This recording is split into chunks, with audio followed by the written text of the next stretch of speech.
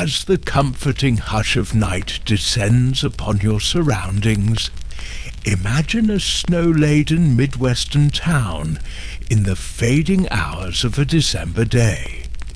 Sycamore, Illinois, in 1957. The air is cool and crisp, redolent of chimney smoke and evergreen boughs. The streets are blanketed in a pristine layer of snow that glows under the street lamps, casting long shadows from the bare trees onto the cobblestone sidewalks. The tranquil quiet of this small town is periodically broken by the laughter of children, their boots crunching softly through the powdery snow. Among those children is Maria Ridolf, a 7-year-old girl with curly auburn hair, a wide, carefree smile, and a youthful exuberance that warms even the coldest evening. With her best friend, Kathy Sigmund, Maria plays a game they affectionately call Duck the Cars, weaving in and out of snowdrifts, chasing each other's laughter beneath the glowing twilight sky.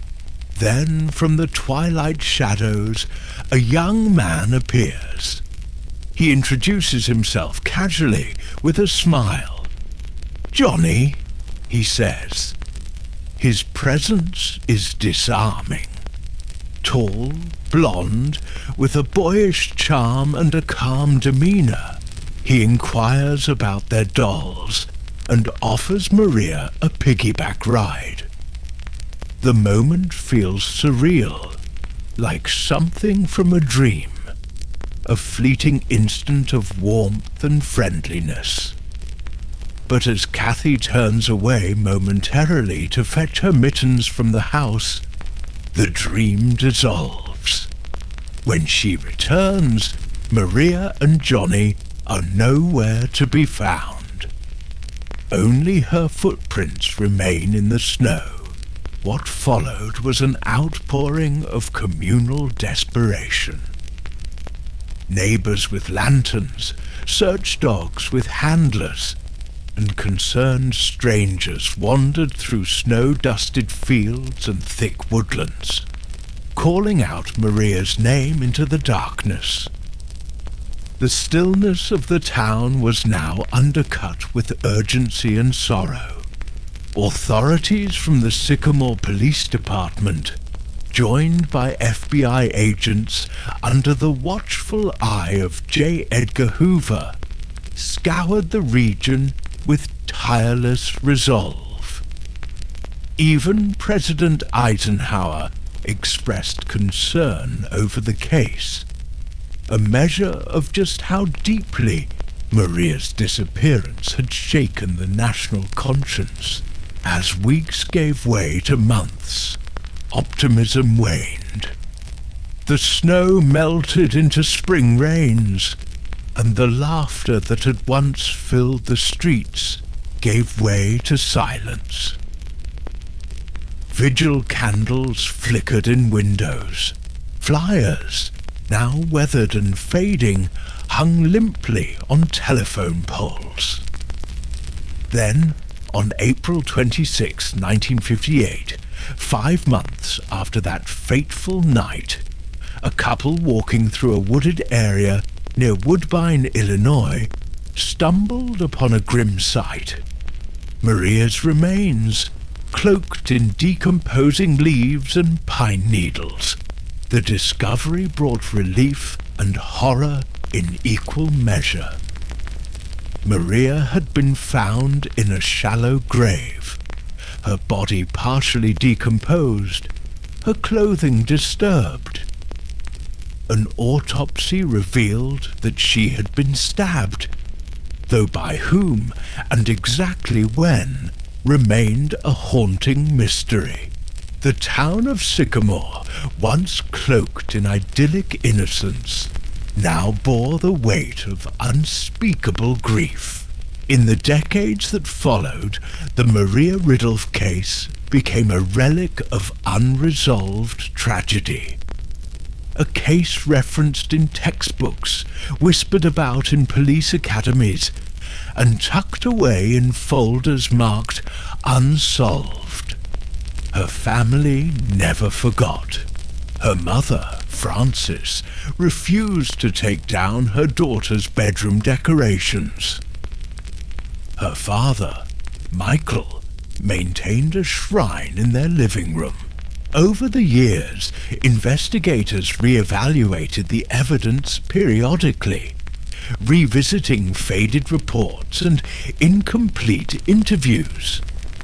One name, however, kept surfacing: John Tessier, a local teenager at the time of Maria's disappearance. He had lived just a few blocks away and had reportedly interacted with the girls in the past. But Tessier had an alibi. He said he had traveled to Rockford, Illinois, to enlist in the U.S. Air Force the day Maria disappeared. The alibi was accepted at the time. No charges were filed.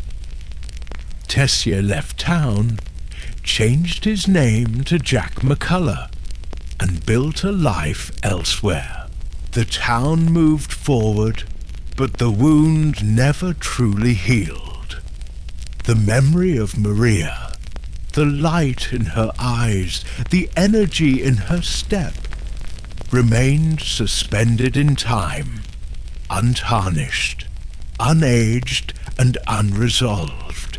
It wasn't until 1994, on her deathbed, that Eileen Tessier, John's mother, uttered 6 words that would reignite the case. "John did it. You have to tell." Her daughter, Janet Tessier, would carry those words for years before deciding to act. In 2008, Janet contacted the Illinois State Police. Investigators reopened the case, digging through old files, re-examining statements, and confronting inconsistencies. They discovered that Tessier's alibi had been shaky all along. Air Force records were inconclusive, and his timeline didn't quite fit. Even more compelling was the testimony of Kathy Sigman, who was shown a series of aged photographs. With trembling fingers, she pointed at the man she remembered from that snowy evening, Jack McCullough.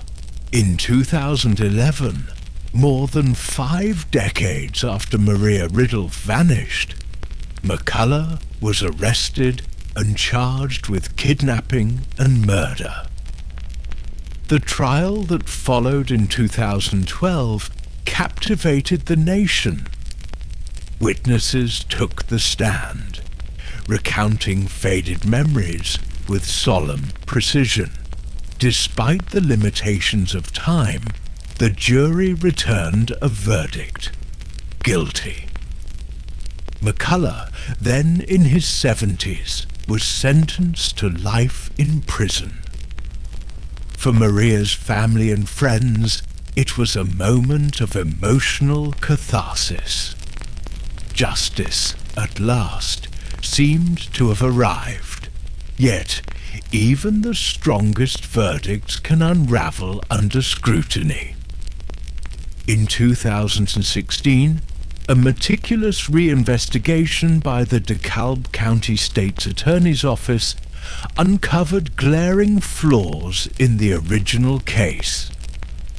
New evidence, including phone records, timestamp documents, and military logs, corroborated McCullough's alibi. He had in fact made a phone call from Rockford at the precise time Maria was abducted. Moreover, questions emerged about the reliability of key testimonies. Memories from 50 years prior were less stable than once believed. The identification process was shown to have possibly been suggestive, and Eileen Tessier's deathbed statement, though emotionally compelling, lacked corroborative proof. On April 15, 2016, McCullough's conviction was officially vacated. 1 year later, he was declared actually innocent, a rare legal designation. He would go on to sue the state and receive financial compensation, but the damage, years behind bars, a life stained by suspicion, could never be undone.